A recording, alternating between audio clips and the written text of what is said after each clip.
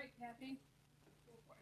Good morning and welcome to the LaSalle County Nursing Home and VAC Committee. We also have School Services, ROE, and Health Department this morning. Call the meeting to order. I'll have a motion to approve remote attendance for Kathy Bright this morning. Tom and Nancy. All in favor? Say the reason for her, sorry. Nancy, are you, or Kathy Bright, are you on Yep, WebEx? I'm here. I am. Okay, Reason for absence is illness. for illness, okay. All right, all in favor? Opposed? Motion passes. Okay. Thank you. Kathy, sure. All right, we'll take a roll call vote, since Kathy's on WebEx. I'm Kathy Owens, Doug Stockley's absent, Matt Slager, Here. Ron Blue, Here. Bill Brown is absent, Nancy Urick, and Tom Miller's filling in for us here this morning. Motion to approve previous minutes from last month. Ron and Matt, all in favor? Aye. Opposed? Motion passes. Okay, first off, we'll have ROE.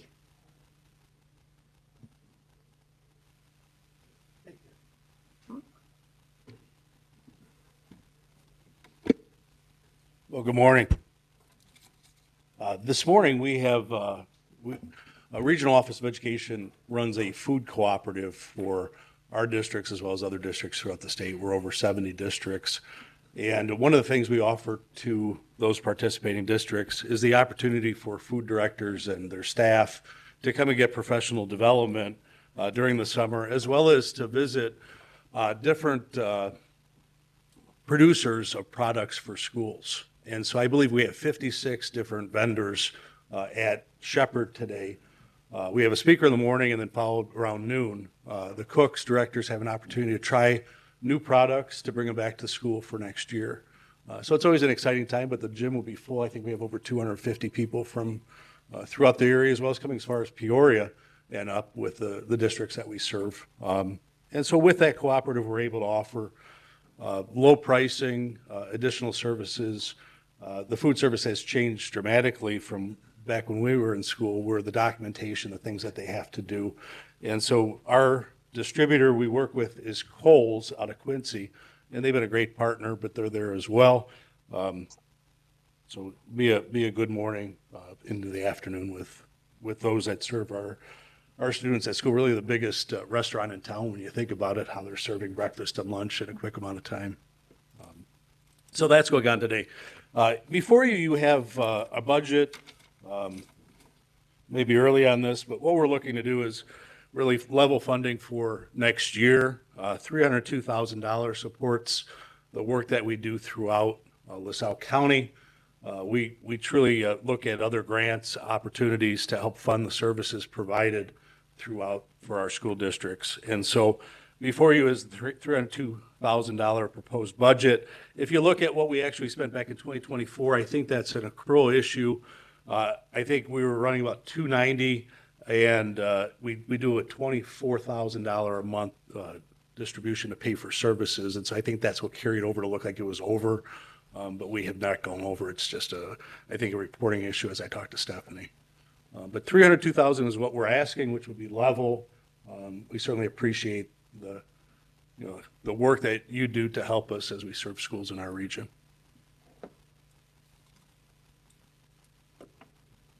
Hey, any questions? Any questions?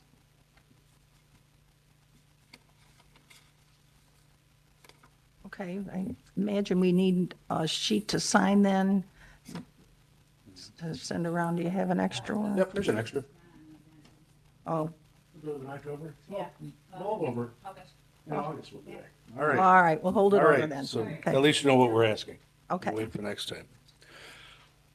Springfield General Assembly went into late night hours as they finished up their work and then pushed things to the governor. When we look at education funding, EBF, we're about 8 years into a new funding, formula as we work with school districts. And that was a commitment of $350 million a year. They've done that for 8 years. This year, with the budget being tighter, $307 million was what was passed through the General Assembly and pushed to the governor. The $350 million that EBF calls for, that $50 million normally goes for tax relief dollars. And so there's fewer dollars if there's no dollars there this year. But as I look at over the last 8 years with the tax relief, it's a grant that districts have to submit for. Our districts have submitted, but there are no districts in LaSalle County that have received those dollars to then offset and reduce local taxes. They've applied, but based on need, other areas have received that grant rather than anybody here. The closest in proximity through the state that I see is DeKalb School District has received that before. So you're not going to miss anything with the loss of dollars there in the formula because it hasn't happened in our region. But schools should be funded as they have been in the past. With that $300 million, there'll be some new dollars going to districts. Other things that we've seen, I know we talked about the homeschool bill. That did stall, and I think we talked about that last time. Our office, we certainly support families that homeschool students appropriately. We are just against no schooling. And so I think that's going to reemerge back in the fall. But our position will stay as we've always served. People that need assistance, we're going to help them. And if people are not schooling their kids, we're going to work to get them to school them or to get them enrolled where students should be. Other legislation, we talked about a mascot bill last time. That did not go through. They were looking at a pension fix for Tier 2 pensions in regards to a safe harbor requirement, as teachers do not receive Social Security. So the Tier 2 currently doesn't provide what Social Security would. And so that was not resolved, and something you'll probably see moving forward, how they're looking to potentially fix that. Other legislation, consolidation came up last time. There is a bill that I assume the governor will sign. It's House Bill 2966.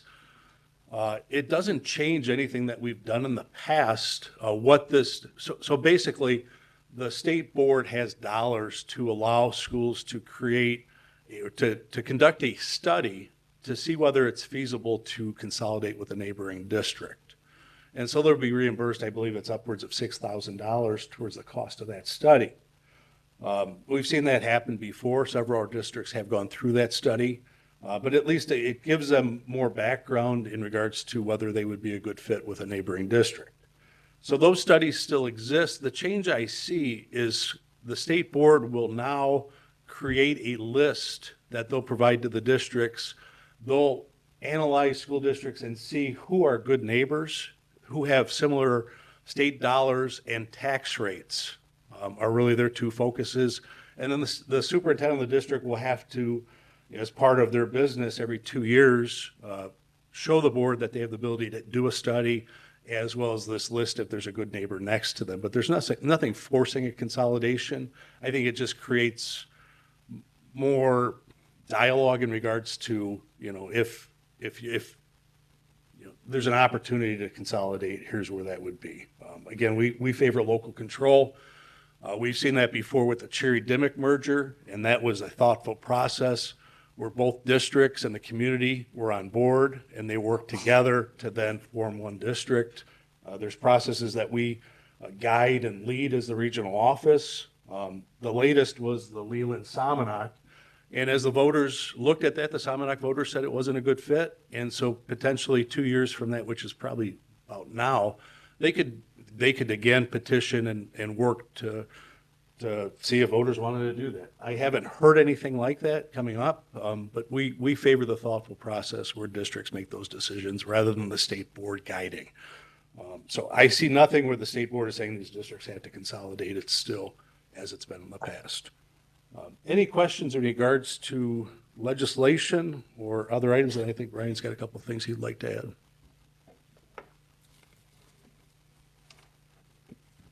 One exciting piece of news today, and you'll see it in, I think there's an article in the Times site today, but our school resource officer over at our academy, Ryan Zebron, got named Illinois Juvenile Resource Officer of the Year.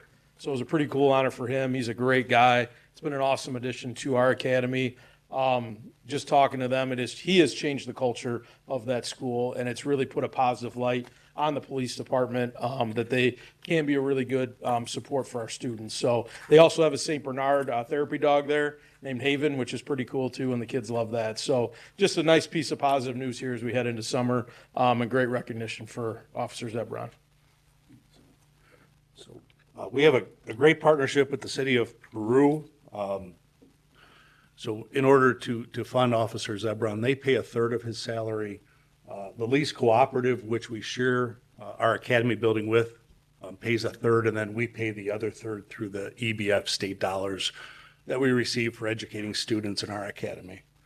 So it works out well, and I think back 2 years ago when we went and talked to the city of Peru, we were not being a good neighbor. We had asked for their assistance quite a bit, and so having Officer Zebron there has slowed those calls and really created a positive for everybody.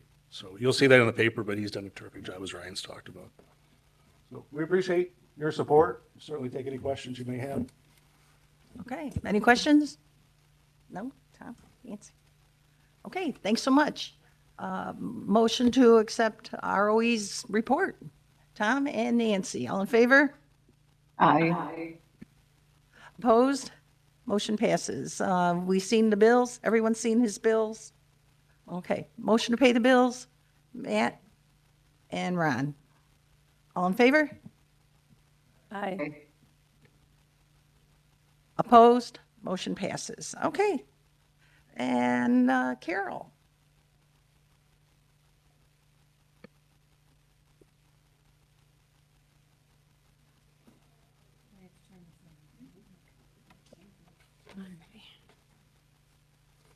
Okay.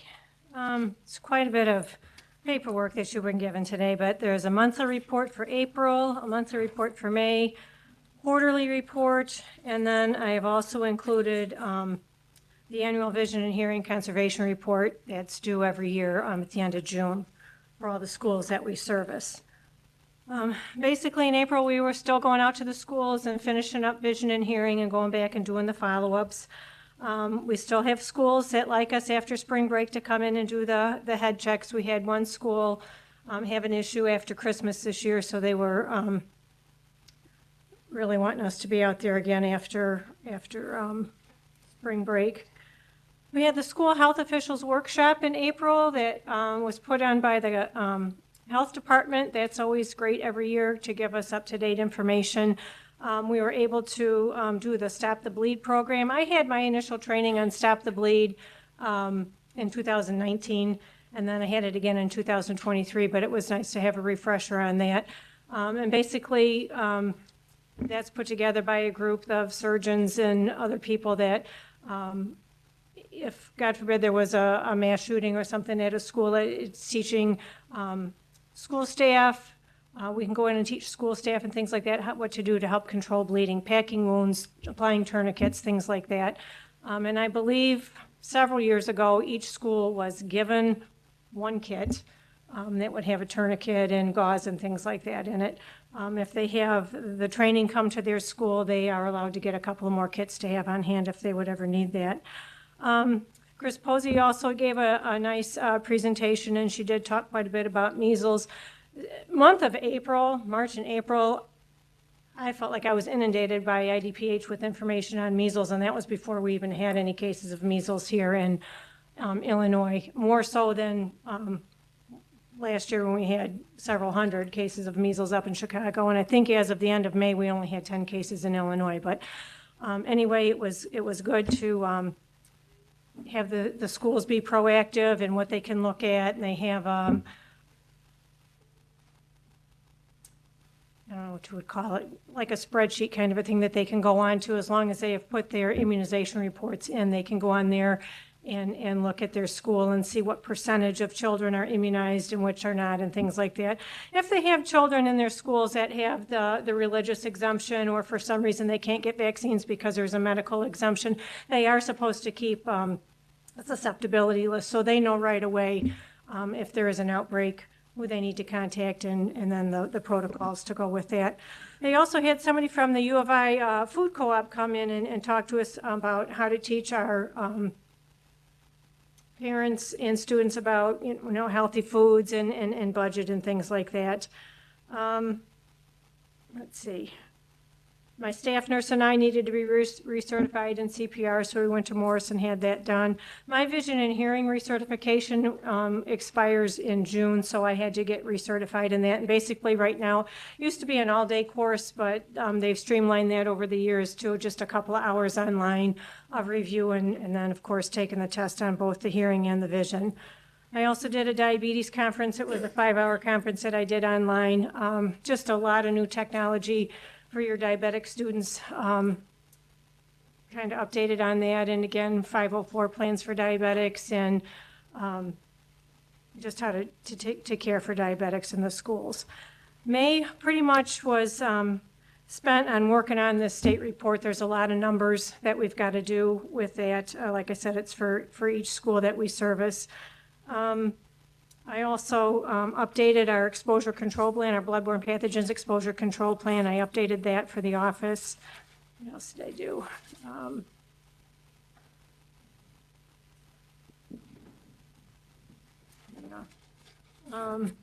And then on the state report, like I said, this is just for the schools we service, and then there is an attachment to that. We did service a couple of other schools for vision and hearing. They did not have nurses that were certified in vision and hearing, so we went in and helped them with that this year because, like I said, state vision and hearing is state mandated. There's only 2, I've said this over and over again, there's only 2 trainers in the state of Illinois to train everybody to become certified in vision and hearing, so it's kind of hard. May not get in the first or second year of your new position as a school nurse. It may take them a while to get them in, to get them trained to be able to do it, so we try and help out when we can. Okay. And that's really all I've got. Any questions? Everyone got Carol's report? Okay. Anything else, Carol? Okay, thanks so much. We'll pay your bills. Okay, motion to pay Carol's bills. Nancy and Tom. All in favor? Aye. Opposed? Motion passes. Okay, now we need some motions to accept these reports Carol gave us. Monthly and quarterly. Motion to accept the monthly reports. Ron and Matt, all in favor? Aye. Motion passes. Okay. And motion to accept the quarterly report. Nancy and Tom, all in favor? Aye. Opposed? Motion passes. Okay, thanks, Carol. It's already gone.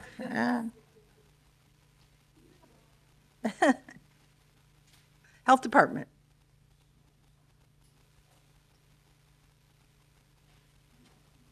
Hi, Chris. Good morning. I did want to let you know that the health department has hired 1 new employee, which is awesome. This leaves us 1 open position. So if you remember, probably a year or so, or a year and a half ago, I was up here telling you we were down 10 positions. We are down 1 position. And the other thing that we've really noticed is a decrease in turnover. I kind of looked at last fiscal year versus this fiscal year, and we've only had 4 turnovers this year. One of them was a retirement, and one of them moved on to a job closer to home in public health, and the other 2 just decided that public health wasn't for them. So we are seeing some great things. So it's really, really nice to have almost a complete full staff and to be able to get everything done. This is really heavy grant season for the health department, so we have been in full swing submitting multiple grants in the last 30 days or so. Just a few of them that we have submitted is our fiscal year 26 Safe Needle Disposal Grant, our fiscal year 26 WIC grant. We did get word that the state was eliminating our family case management grant program, and they were replacing it with a different program. It's called Better Birth Outcomes.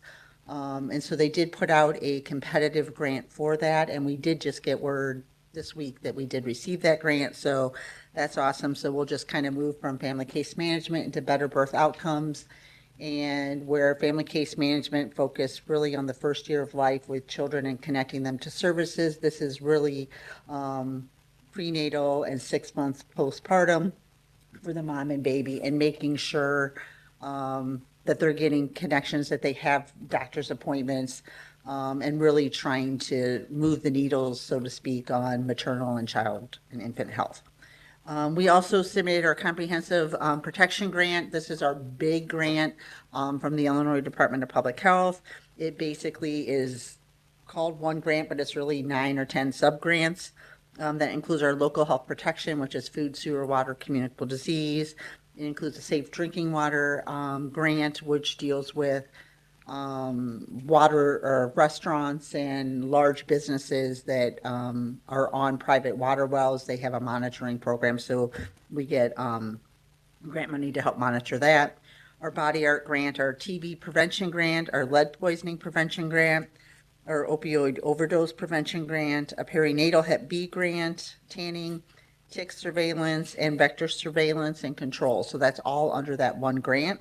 We also have just received our application for our Illinois Breast and Cervical Grant, and so we're working on that, and that leaves us only one grant that we have not gotten yet, which is not unusual, even though the grant cycle technically starts July 1st is when all the new grants start. This grant, typically we don't see the application till at least August, sometimes September, and we don't, get the final approval till usually November, so that's not unusual for us.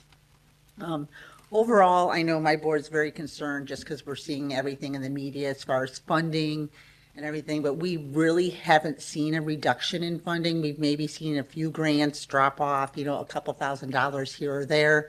But so far, most of our grants have not been affected. The one that we're waiting on could be slightly affected with a reduction just because it is a CDC grant. It comes directly to the state from the CDC. And then the other one, we have a respiratory surveillance grant that was impacted by the federal stop payments or whatever they were. And so that one is actually, currently we can still spend and bill to that grant, but we're kind of out of respiratory season, so we're not really billing services to that grant at this time anyway. So that really wouldn't impact us again until later in the fall. I did want to let you know that our safe needle disposal program, I haven't really talked about that with you yet. We received that actually notification of that grant like last November, where we were going to be able to provide safe needle disposal. So if you think, people that are using sharps and needles, they can safely disposal of them. They don't have a way to get rid of them normally. So this grant is through the EPA that allows us to provide sharps containers to members of the public. And then we have kiosks in 2 locations, one at the health department and one at the coroner's facility. And it's been very well met. We've had 2 or 3 full containers already shipped back to the EPA.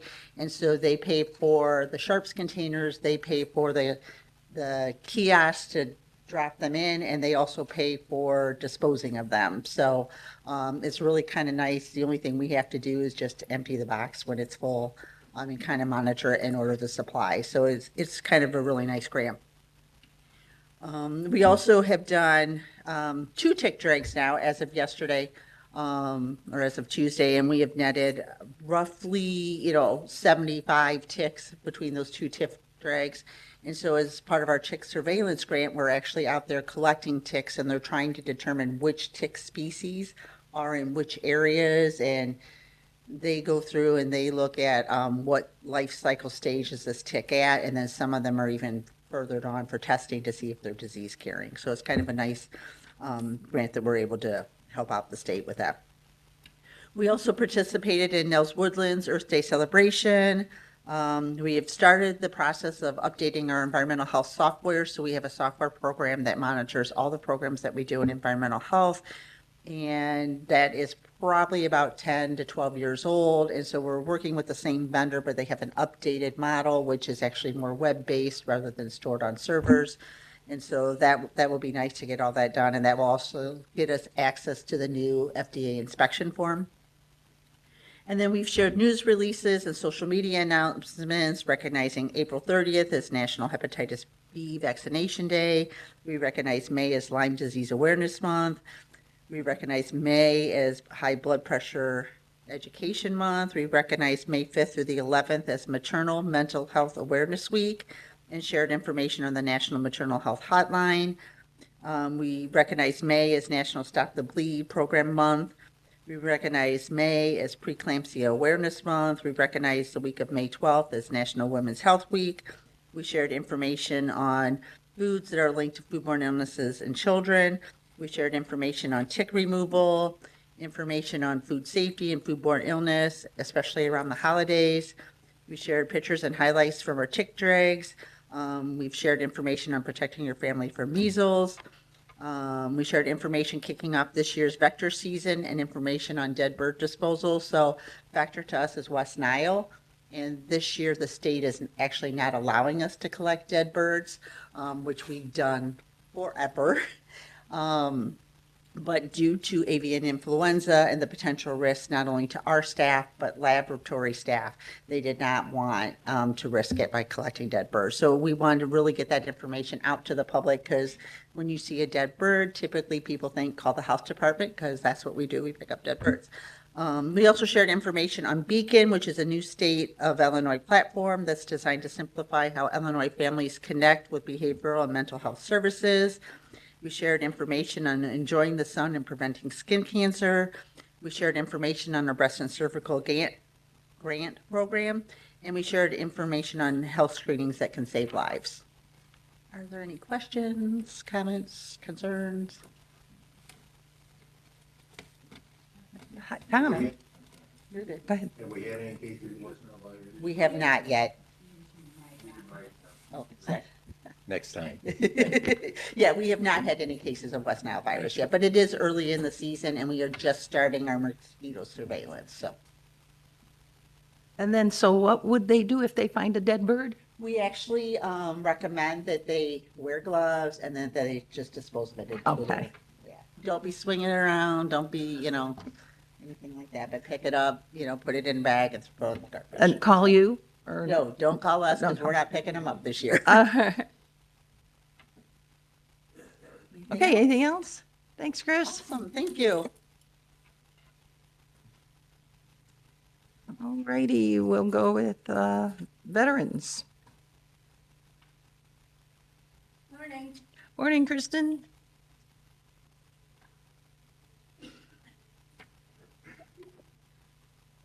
If anybody doesn't know, this is Andy. He's our board president for our commission. He's just kind of here to hang out, see what I do, and support. But we'll go over our April minutes. So we put together our expo. That was in May. On the 15th, that was out at the TBM in conjunction with the TBM. It was still on a Thursday this year. It was hot. The wind was probably about 50, 60 miles per hour, so it was not very beneficial, but we were in a hangar, so that was great. We still had good foot traffic, but next year we are going to have it on a Friday, so the Friday before, so it'll be actually a part of the air show.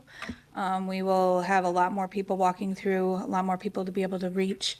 We still get that whole we don't know about it, we don't hear about it, all that stuff as we are doing radio stuff and newspaper things and social media, and we just keep getting the whole we don't hear about it, we don't hear about it. So we're trying everything possible to get the word out about our events. And if anybody has any suggestions that, you're hearing anything, we would be more than happy to understand why people aren't hearing anything. But we try every avenue out there, as well as print and word of mouth. So we did have a good turnout, though. Alyssa attended the IACO conference in Springfield. She represented our office. She had a lot of good feedback regarding a few of the programs that were presented that weren't necessarily veteran specific, and brought those back to our office so we can implement things such as privacy and security, technology issues, that sort of thing. We were able to certify the entire staff in CPR, AED, get an AED machine for our office, because a lot of veterans come in with heart conditions, and come in with backgrounds that we don't know about necessarily. And then also we certified in Narcan, because again, we have a lot of veterans that come in with backgrounds that we don't know about. And we are seeing more and more mental health issues in the area. And we don't know if a veteran might come in and they might be suffering from things and then be on something. And unfortunately, you know, we've had other offices in the state that have had issues, so we wanted to be on top of it. Emily, because I am not of the, I don't like social media. I'm not that person. So Emily, our staff member, she will be taking over our social media accounts, and she's actually going through a few classes. It's a 14-hour self-paced training to better understand how to better do social media, get the word out there for different events, and how it could be beneficial for our events and our programs and everything else. So I don't know anything about it, and that's why she's got an interest in it, and she will take that over. But she will be taking that course. Lissa and Kelly went to the caregiver and family resource event up at Hines yesterday. And that was a very hot day for them, but it was a great turnout. Again, there was probably about 100 vendors-ish, and they had a lot of foot traffic. The problem is again, people don't understand that we are county VSOs. There's one state VSO located at the Veterans Home in LaSalle, but they don't understand that we are county and we can help more too and might be more available. They have to deal with things such as, you know, the nursing home and the protocols. They're still, you know, with COVID and everything else, they were shut down for a really long time. So going up to locations such as Hines and knowing that we can have that word of mouth that we are available and we are here makes it better as well. So they understand that we are available. We get a lot of people that, you know, might come from other counties to our office to learn about things or get their benefits. So it's any veteran that can walk into our office and get answers. It's not just LaSalle County, but any veteran or family member for that instance. We have the Jeep Wave Ride. That is going to be on June 14th.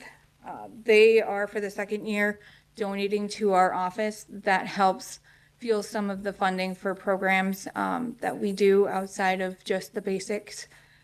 We are putting together a few programs. One right now, an event we are building is a health resource fair, and that's just going to be a small kind of event for our office, but it's more health focused, not in the regard of mental health, but everything else. So the whole body wellness, such as dietitians, yoga.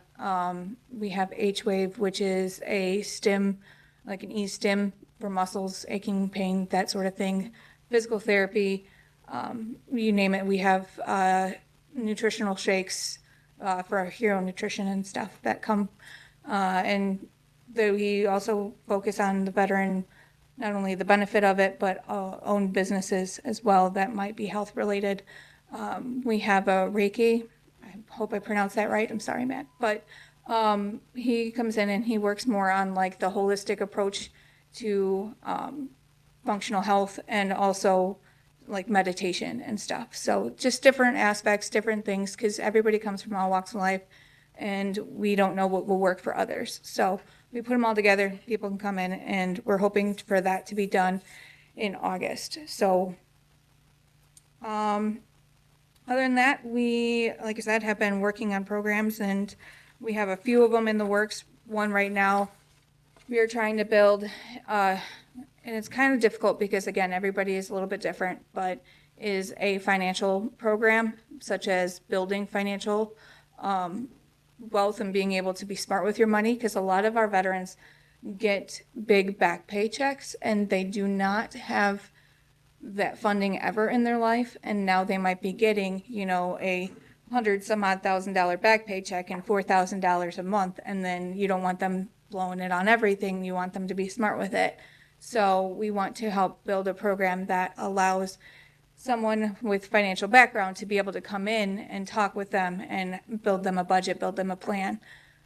We know that there's programs out there right now, but that's generally for no income families to help build budgets, nothing that is specific for somebody that might have already got kind of a bigger back check. Other than that, we keep getting large numbers of office visits, phone calls, all that stuff keeps getting the same. Our PTSD group numbers have grown again. These guys meet every Wednesday except for the last week of the month. They go to Liberty and have breakfast on that Friday along with their spouses. We're thinking about doing something for caregivers as well because their spouses come in.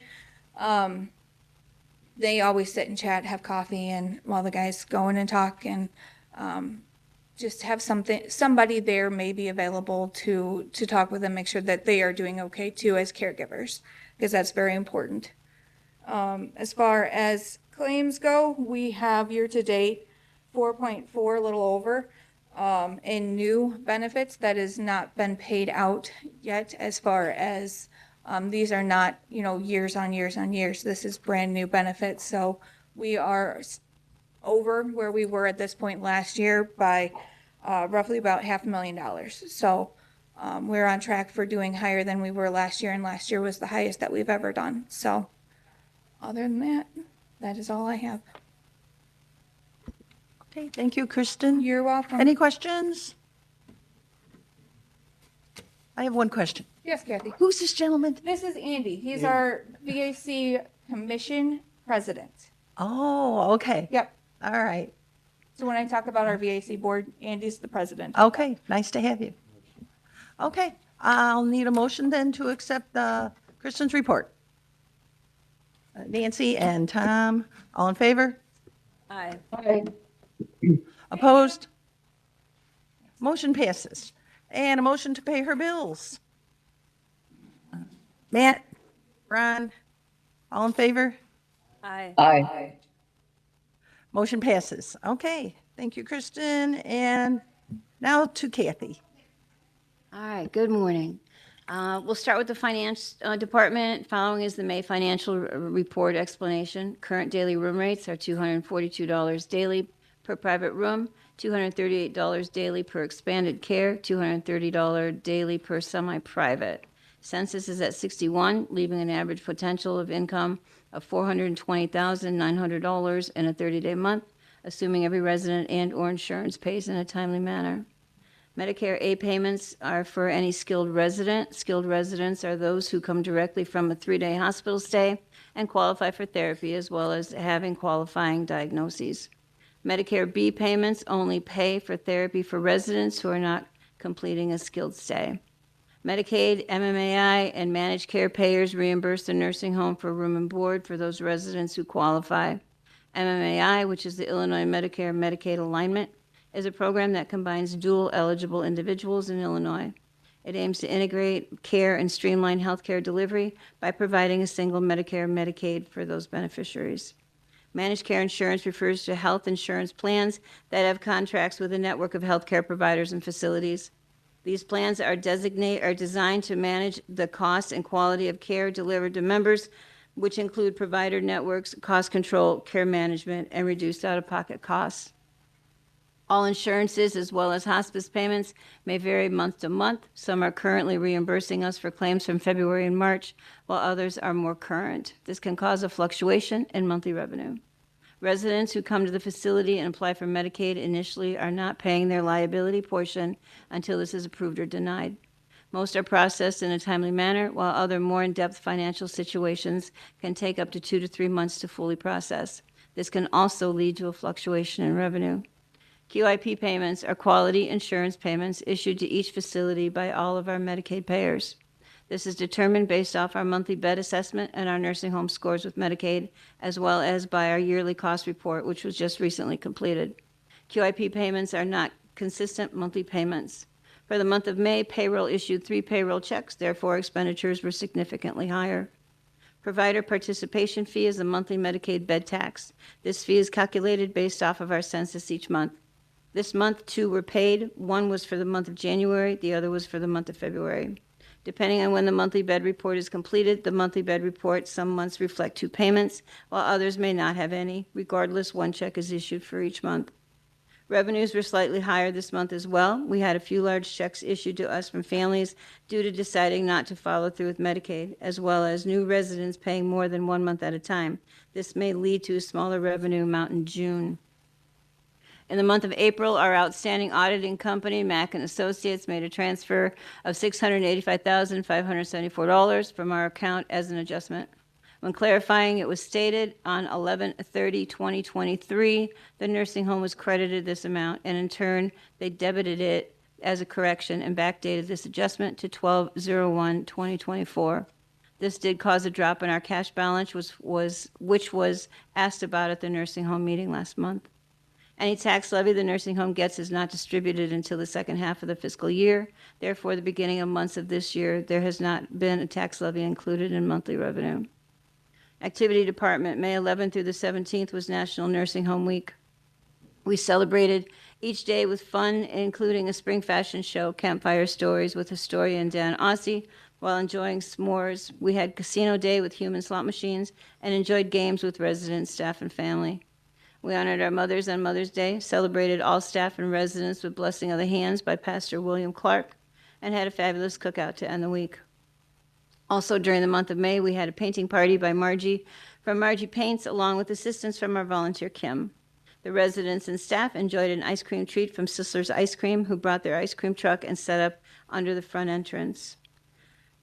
Louise provided monthly entertainment. The grief group continues to meet monthly, and maintenance will be installing shelving in the activity cabinets to aid in our organization of the department. We look forward to our June picnic we are having on Thursday, June 19th, in the outside pavilion, along with Randy Noy, who will create balloon animals for the staff and residents, and entertainment by Steve Sharp. Admission, current census is 61, new admissions was 3, discharges was 4, current projected admits for May was 5.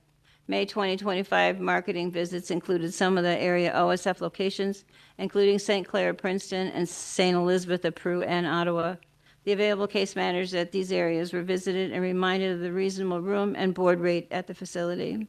Bridges Senior Center was visited, and LaSalle County Nursing Home was invited to Coffee and Learn on May 8th, along with Horizon House and local home care agencies. Our admissions coordinator attended this small gathering to explain what seniors can do ahead of time when nursing home placement may be in the future.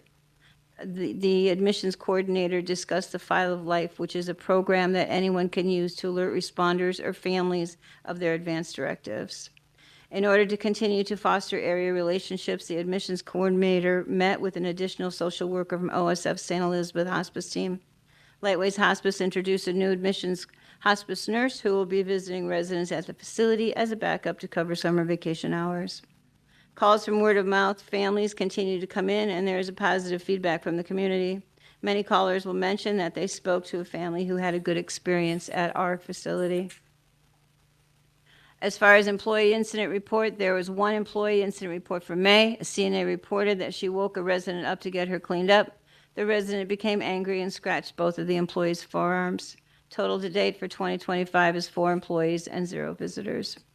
Rehab Restorative Program. The Rehab Restorative Department held an in-service last month regarding use of mechanical lifts, belt importance, body mechanics, and examples of restraints and why they are not to be used. The in-service was attended by 26 CNAs. Feedback was positive, and the department has seen an increase in CNAs asking about resident transfer needs and overall coming to the restorative program with questions regarding resident care. We continue to encourage and remind to use gait belts with all transfers. There was a total of 15 falls involving 10 residents in the month of May. The falls resulted in 5 minor injuries.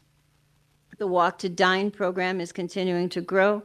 We currently have 24 residents that walk to meals. All except 1 then will transfer to a regular dining chair. The residents have been noted to line up in the AM by themselves, anticipating their turn to walk. The wheelchair clinic form that is completed monthly by the restorative aides has been revised.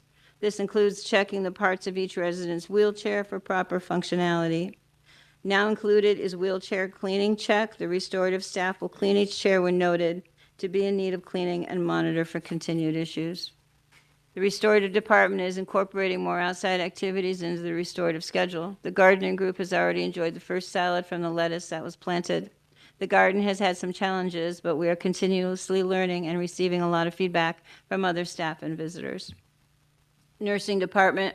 The nursing home remains clear of any infectious outbreaks at present. We continue to encourage our staff and visitors to continue with extensive hand hygiene practices and to monitor symptoms or having any symptoms to please refrain from visiting. The DON continues to interview for nurses, CNAs, and unit attendant positions.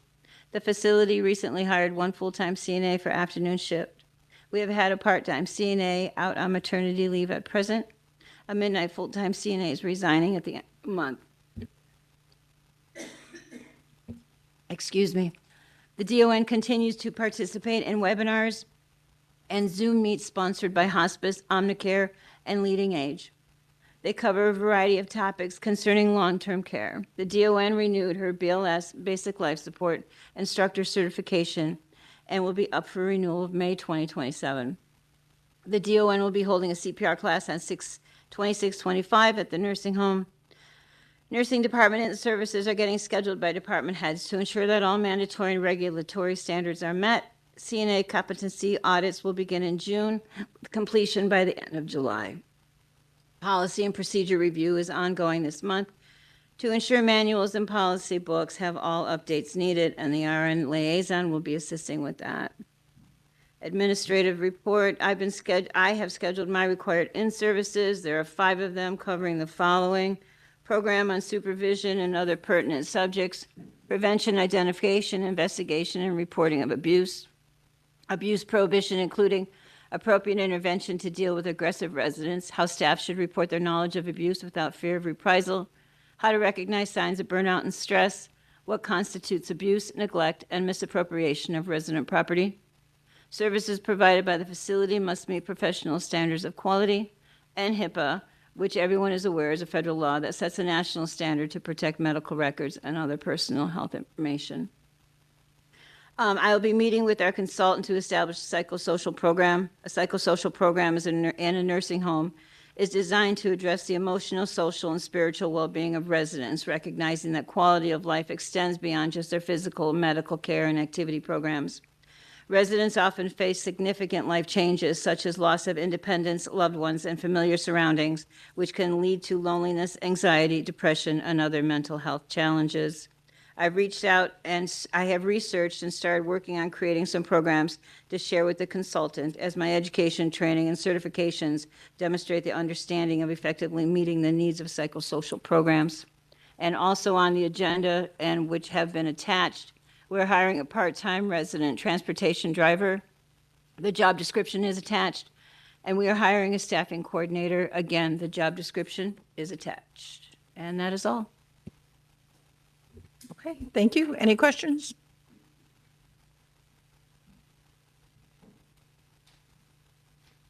So these job descriptions are just a new idea that is something that you decided you need?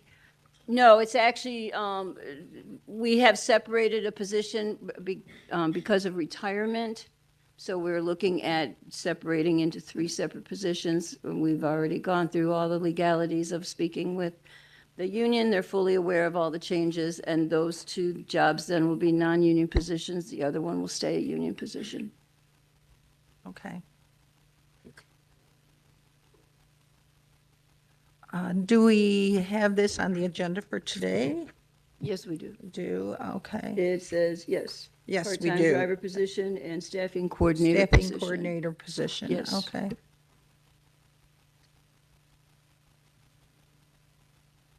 Something you're wanting this committee to vote on today to approve, or you want an executive? That would be wonderful, because the sooner we can get them posted, it will be easier for us to get the training done before the person that is retiring actually retires. Okay, and this is something new for us for today, It's not something we've been able to review or read I or know.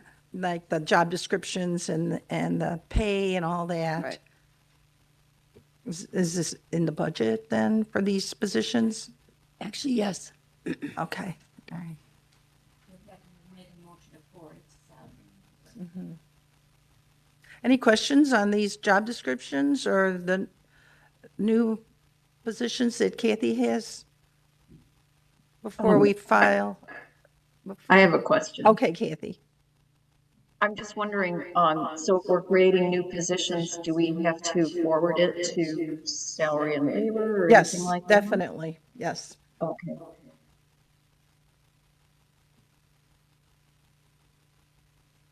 Anything else?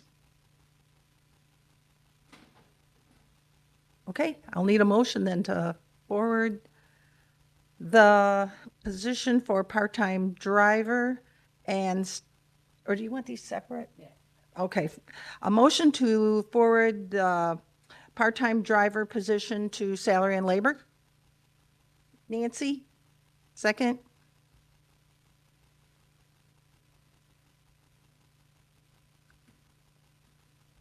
I don't have a second.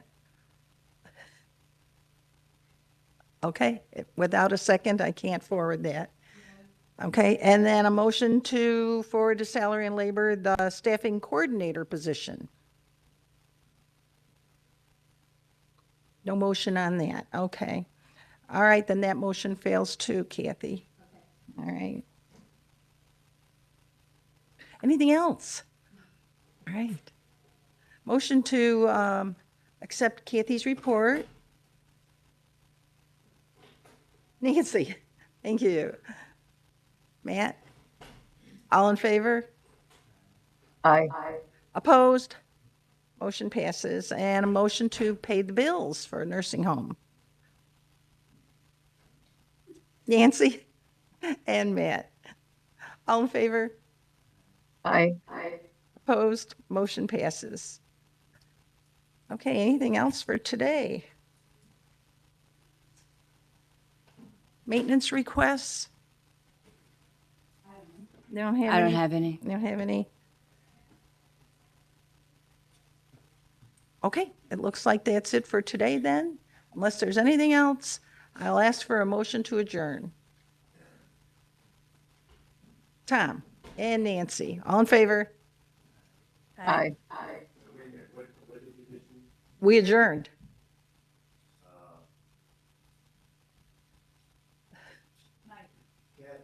Kathy needs to explain the situation with the current driver that we have. Because the current one is retiring. Right. Is that correct? Yes, the person that we have now driving, along with, she also does the staff coordinating position. And this is why we've separated them with extensive talks with Mark, with Melissa, and with the union. And they have all approved these changes. So we do need someone to do the positions that I would like approved. Okay. Okay, so now what with the adjournment? Was a vote on the adjournment already? Well, I had a motion a second. We didn't, I didn't, Well, rescind the motion to adjourn. okay, And we'll then we'll go rescind. back to the agenda. Okay.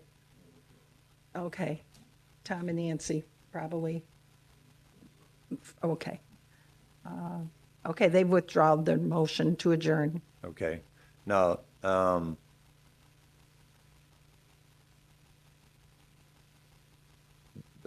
thought was to separate those two, because they're two separate duties.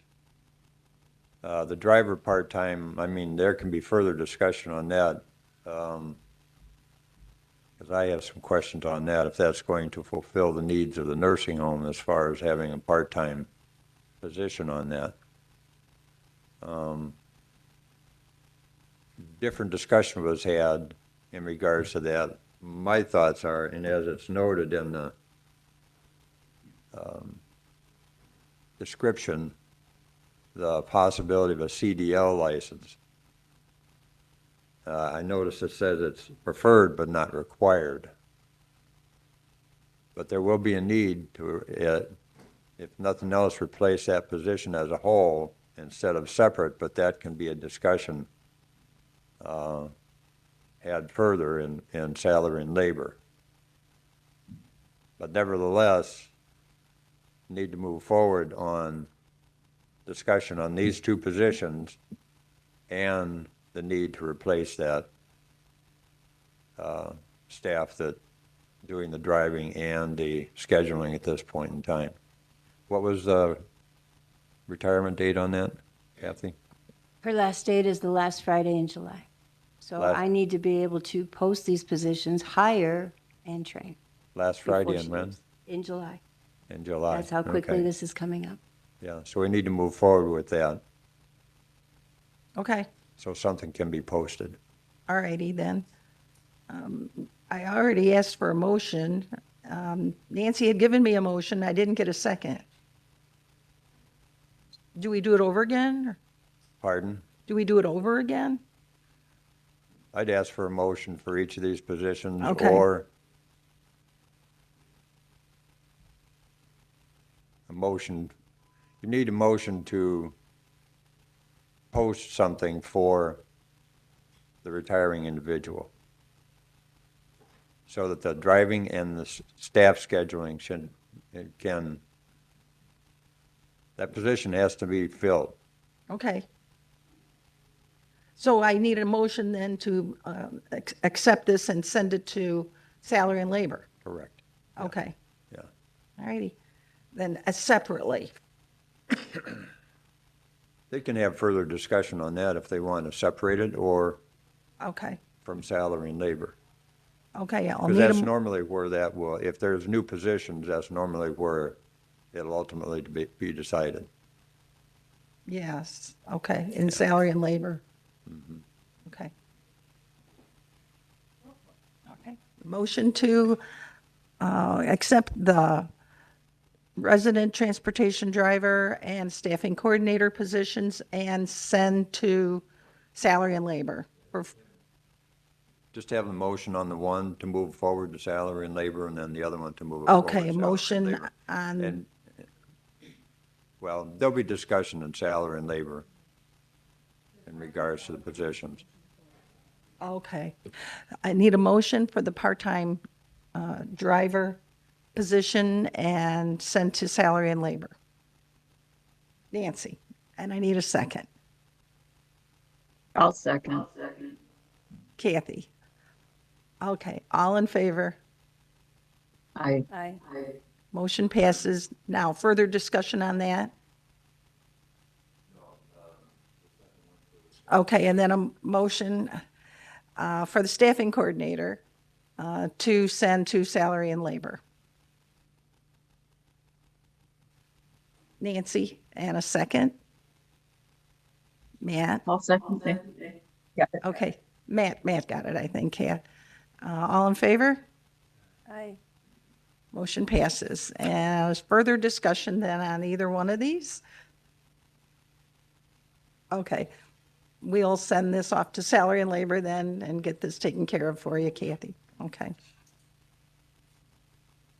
Is there anything else that we need to know about here? All right, I'll ask for a motion to adjourn. Let's see, Nancy and Tom, all in favor? Aye. Motion accepted. Thank you.